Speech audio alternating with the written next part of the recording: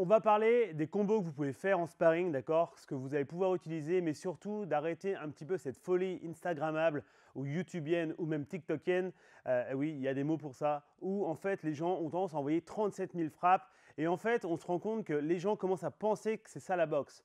La boxe, ce n'est pas un enchaînement de 37 coups, c'est plutôt un enchaînement de 2, 3, 4 coups maximum avec peut-être une esquive, un déplacement dedans. Et généralement, vous avez tendance à passer à côté. On les appelle les fondamentaux, il y a une raison. Et aujourd'hui, on va parler non seulement de ces principes, mais en plus de ça, je vais vous donner quelques clés pour pouvoir les faire avec certains combos vraiment utiles à pratiquer. Let's go! Tout d'abord, il faut arrêter de penser que ce genre de choses où je viens ici, j'enchaîne, etc., ça fonctionne. Très souvent, ce que vous allez devoir faire quand vous allez boxer quelqu'un, c'est d'arriver à prendre la température de l'adversaire. Alors attention, évidemment, c'est au sens figuré, pas au sens propre, sinon ce serait dégueulasse. Mais ce qui est sûr, c'est qu'on va commencer à se retrouver avec des coups simples, d'accord? Généralement, quand on va prendre justement cette notion de distance et surtout de savoir un peu comment je vais boxer contre mon adversaire, savoir comment il va réagir, je ne vais pas envoyer tout de suite des combos de l'espace où je vais envoyer 50 000 coups. Je vais bien au contraire être plutôt sur des bons mouvements et envoyer une frappe. Ok, peut-être sûrement un jab. Donc, je vais venir ici, jab. Peut-être derrière, je vais envoyer deux jabs.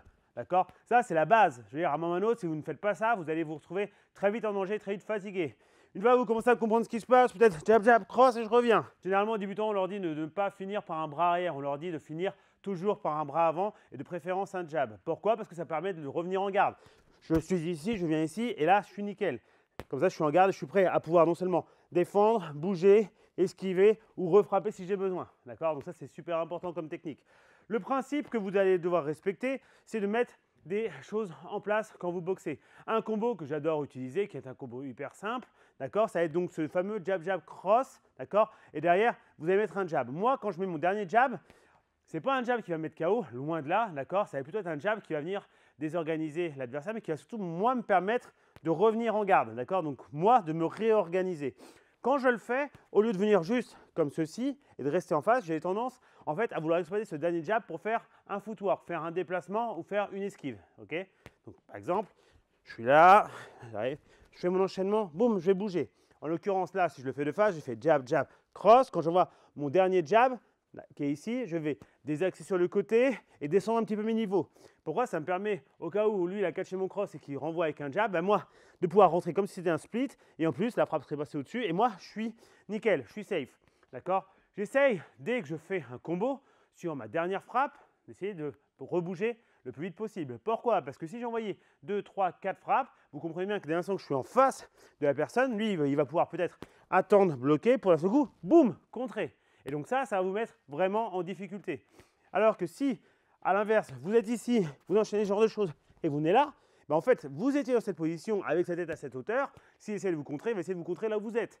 Et vu que sur la dernière frappe, vous en profitez pour vous désaxer, changer le niveau et peut-être vous réorienter ou même prendre un angle, vous allez être beaucoup plus efficace et beaucoup plus pénible à toucher. Donc ça, c'est le premier conseil que je dois vous donner. Un deuxième conseil super important, ce que vous allez pouvoir exploiter, ça va être un principe de mi-distance. C'est-à-dire que vous allez venir ici, vous vous rapprochez, d'accord?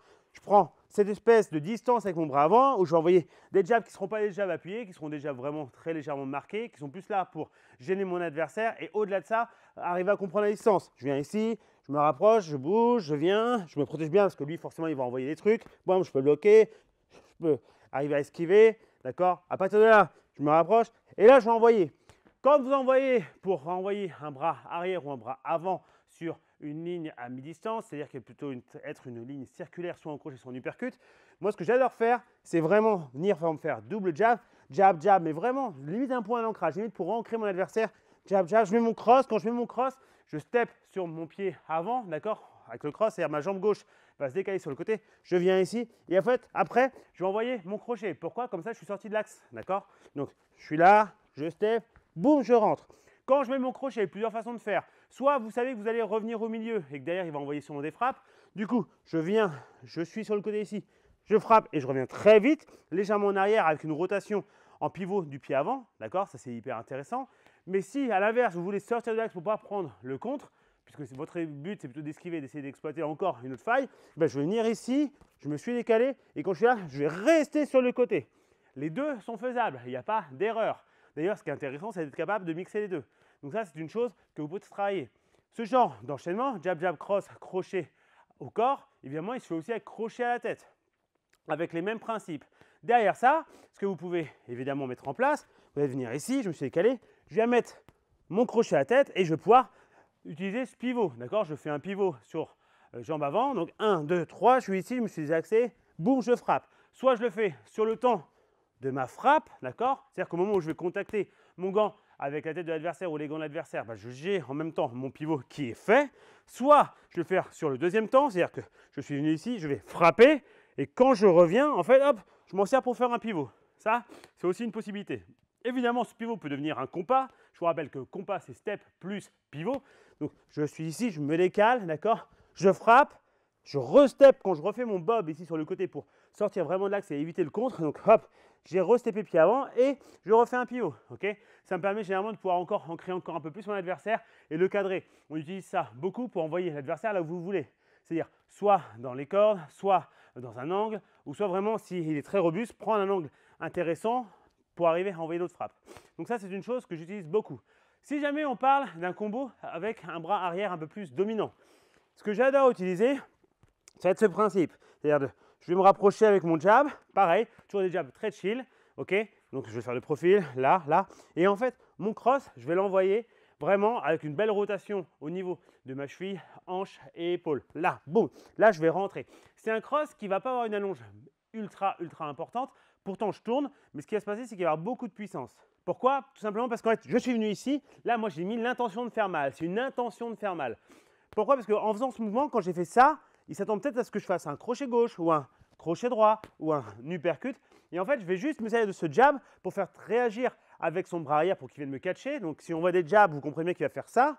Et donc, en fait, au bout d'un moment, moi, ce que je vais utiliser, c'est légèrement me décaler avec ma jambe avant. D'accord? Après mon deuxième jab, donc 1, 2, pour laisser la place à mon cross. D'accord? Ça, j'ai déjà expliqué des dizaines de fois dans les vidéos. Et là, boum, je vais rentrer. Je rentre avec le pouce vers le bas. Super intéressant. Là, boum. Pourquoi? Parce qu'on se rend compte que comme ça, il est moins large que comme ça. Donc, comme ça, je vais pouvoir rentrer dans la garde plus facilement. Donc, 1, 2, boum, je rentre. Une fois que je suis ici, on ne finit pas là-dessus. D'accord? Soit vous sortez en désaxant, soit vous envoyez un jab. D'accord? 1, 2, boum, ici, et hop, tranquille. Ok, encore 1, 2, boum, boum, juste ça. Là, en l'occurrence, je fais un jab avec un pivot, mais je pourrais faire un jab avec un compas. Je pourrais juste refaire mon jab au même endroit et revenir. Je les marque lentement exprès pour que vous puissiez comprendre et bien le voir. 1, 2, boum, boum, ici, et je reviens. Je sais que si je fais ça, il va se passer des choses. D'accord? Je sais que lui va vouloir travailler. Donc, du coup, je suis vigilant.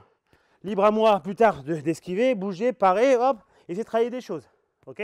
Ça, c'est déjà des combos de base hyper importants. Maintenant, l'importance de changer les niveaux. Je peux très bien faire la même chose, venir ici, rentrer bien mon menton, me protéger, venir là, et là, boum. Quand je me désaxe, au lieu de venir chercher la tête, je viens chercher le corps. 1, 2, boum, ici le corps. Quand je le fais, je descends, comme si je voulais faire une fente. Donc, je descends bien sur mes jambes. Je n'avance pas la tête, d'accord? Je n'incline rien. 1, 2, boum, ici, là. Protection de mon épaule qui me protège vraiment bien. Une fois que je suis là, ce qui est génial, c'est que pour revenir en garde, vous pouvez utiliser le crochet gauche à la tête, crochet du bras avant. Moi, je l'adore pour cette raison. Pourquoi? Parce qu'il me remet vite en garde. Par exemple, je suis là, donc je me redécale toujours ici, et là, et boum, je remonte. Et là, il me permet de revenir en garde. Généralement, ce crochet gauche, je le fais pouce vers le haut, d'accord? Je ne le fais pas pouce vers moi, je fais pouce vers le haut. Et je ne suis pas tout le temps obligé d'avoir un gros ancrage puissant sur mes jambes. Je peux très bien faire un pivot. 1, 2, bam, revenir vite. Et je dois être dynamique. Ce n'est pas le crochet qui sera le plus dangereux du monde, d'accord? Mais par contre, il va quand même bénéficier de la force que j'ai dans les jambes et transfert de poids de corps. J'étais ici, je suis venu, je suis descendu, donc boum, je vais me servir de cette espèce d'explosivité que je vais avoir dans les jambes. Le pivot de la jambe avant va être hyper important pour pouvoir créer encore plus de vitesse. Okay? Mon pouce sera en l'air, d'accord, vers le plafond, pour avoir un peu ce principe de swing, ce qui me permettra de moduler, d'accord, moduler la distance de mon bras beaucoup plus facilement que si je suis comme ça. Je suis comme ça, je peux le faire, le seul problème c'est que je peux avoir plus de contraintes au niveau de mon poignet si je me loupe. Là, quoi qu'il arrive, mon poignet sera droit. C'est juste à moi de pouvoir refermer l'angle de mon biceps, d'accord? Enfin, l'angle de mon bras, donc grâce à mon biceps. Donc je suis ici, bam. C'est-à-dire que s'il s'est rapproché quand j'ai frappé au corps, si il a fait 1, il l'a pris, bah, je vais boum, rentrer comme ceci, être très serré. Si il est là, il a esquivé, il s'est barré comme ça, en tout en reculant, je vais pouvoir limite rentrer en check hook. Bref, ça c'est des choses qui vont nous intéresser. Et derrière, évidemment, vous revenez en garde. Vous voyez déjà là, je vais vous donner quelques combos, mais c'est des combos qui seront super intéressants à exploiter. Si vous avez besoin d'utiliser un peu plus votre bras arrière, moi, ce que j'adore faire, c'est venir au corps à corps. Je suis en position, je veux me rapprocher de mon adversaire, je suis là, je me rapproche. Une fois que je suis proche et qu'on est un petit peu, entre guillemets, en train de s'observer pour savoir qui va lancer quoi, parce qu'il n'y a pas que des boxeurs fuyants, il y a aussi des boxeurs qui vont rester et qui vont vouloir créer la guerre, et bien, une fois que vous êtes là, moi, j'adore ça. Prise d'ancrage avec ce bras ici qui vient légèrement, en fait, prendre l'avant-bras en position sur ces deux gants ici qui vont le tasser légèrement. Et là, je vais rentrer en upper. Je suis là, hop, upper. Et généralement, quand je rentre mon upper ici, vu que j'avais créé avant cette résistance avec ce bras avant, ce qui va se passer, c'est que ça va faire ça. Mon upper va faire ça. Donc, il va peut-être vouloir faire ce genre de choses pour le catcher. OK, ou même là, mais généralement, on est plus comme ça. Parce que là, ça ouvre l'accès au foie. Donc, moi, ce que j'adore faire dans ce genre de choses, c'est pareil. Je suis ici, je me rapproche. D'accord? Là, on est en train d'observer. D'un coup, prise d'appui. Quand je fais la prise d'appui, si vous regardez bien, je fais un step légèrement sur le côté. Ce qui va me permettre, en fait, moi, quand je suis ici et que je fais ça, ça me met pile poil dans la ligne centrale, dans la cheminée. Là, je suis ici, je descends sur mes appuis. Là, boum, uppercut très tassé. D'accord? Je ne veux pas un truc énorme, je ne veux pas un menton sorti. Je suis ici, boum, très tassé. Et là, boum, je vais rentrer. Le fait d'envoyer l'uppercut du bras arrière au niveau du menton ou de la cheminée, généralement ça va glisser. Ce qui est cool, c'est qu'en fait, s'il veut le parer ou le bloquer, ou etc., généralement ça va créer un peu plus d'ouverture sur le foie de notre adversaire. Et ce qui tombe bien, le foie est du côté droit de l'adversaire, donc de notre côté gauche à nous, et ce qui va nous permettre en fait de pouvoir envoyer ce fameux crochet. Et vu que j'ai créé mon setup, je suis venu ici, bien serré, je suis là, je désaxe, je me décale, boum, transfert de poids de corps, boum, ici. Là, je suis en protection, là, je suis bien serré pour ne pas tirer, pour ne pas ouvrir mon foie à moi. Je suis là, et après, je vais pouvoir bouger ou rester dans l'axe. À vous de voir en fonction de ce que vous voulez faire. Ça, par exemple, c'est des combos. Vous avez vu, je n'en ai pas fait 50 000 coups, mais des combos qui fonctionneront au maximum. Comprenez qu'en plus de ça, il va falloir ajouter des feintes, ajouter des esquives et des défenses. Mais en l'occurrence, ce genre de combos simples vous permettront de faire des choses qui marcheront. Faire des enchaînements de 50 000 frappes, c'est bien, c'est cool pour le cardio, c'est cool pour les épaules, c'est cool pour travailler aussi un petit peu votre capacité à avoir de la fluidité dans vos gestes. Mais sur le ring, vous ne ferez jamais des enchaînements de 20 coups. Je veux dire, quand on regarde des vidéos de combat, les mecs ils font très rarement ça c'est super rare. Ou alors c'est que le mec en face, c'est un tomato can. Tomato can, c'est l'expression américaine de donc une boîte de conserve, d'accord, une boîte de conserve de tomates, où en fait tu leur tapes dedans. C'est ce qui arrive très souvent pour avoir un palmarès assez rapide. Genre un 10-0, tu payes ton tomato can et tu es tranquille. Tu arrives à 10-0, tu es pro, et puis le jour où tu vas commencer à combattre pour des Golden Gloves ou un truc comme ça, là tu es un peu dans la crotte parce que tu ne mérites pas ton ranking. Mais ça, bon bref, c'est une autre histoire. Donc voilà, ce genre de choses va fonctionner. Travaillez comme ceci, d'accord? Évidemment, si vous êtes avec votre coach, dites à votre coach qu'il mette des coups. C'est-à-dire que même s'il a l'iPad, il va vous faire, je ne sais pas moi, jab, jab, cross, et un seul coup. Si vous êtes tout le temps comme ça en train de travailler et que vous êtes chill derrière parce qu'il n'y a rien qui est renvoyé par votre coach, ça, c'est pas bon. Votre coach doit vous envoyer des frappes. Plus ou moins fortes, plus ou moins rapides en fonction de votre niveau. Mais ce qui est sûr, c'est que si vous combattez toujours en étant dans un style chill où il n'y a jamais de pression, vous n'allez jamais être en situation de combat. La situation de combat, la situation de sparring, c'est pouvoir enchaîner ce qu'on me demande et derrière être mobile, me protéger et être capable de comprendre ce qui va arriver et de pouvoir avoir la réponse défensive la plus appropriée.